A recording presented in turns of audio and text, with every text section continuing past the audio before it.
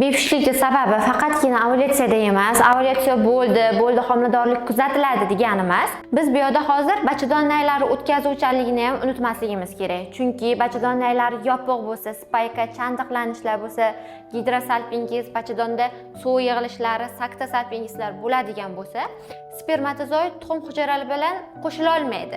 Qo'shilmadi degani bu embrion hosil bo'lmadi, ya'ni homila yo'q degani. Bunday holatlarda o'sha bepushtlik bilan davolanayotgan, bepushtlik bilan yurgan juftliklarga biz faqatgina ovulyatsiya bilan cheklanib qolmasdan bachadon naylarini ham o'tkazuvchanligini tekshirishni maslahat beraman.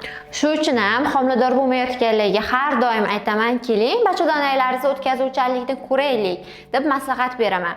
Chunki har doim ham bachadon naylari to'liq o'tkazmaydi. Hozirgi kunda juda ham ko'p bemorlarimizda 80-85% bemorlarimizda bachadon naylarida muammolar juda ham ko'p uchrayapti. Shu uchun ham bemorlarimda faqatgina ovulyatsiyani tekshirish bilan cheklanib qolmasdan, bachadon naylari o'tkazuvchanligini tekshirib olaman. GSKdan so'ng, ya'ni bachadon naylarini o'tkazuvchanligini tekshirganimdan so'ng o'zim aniq xulosa beraman.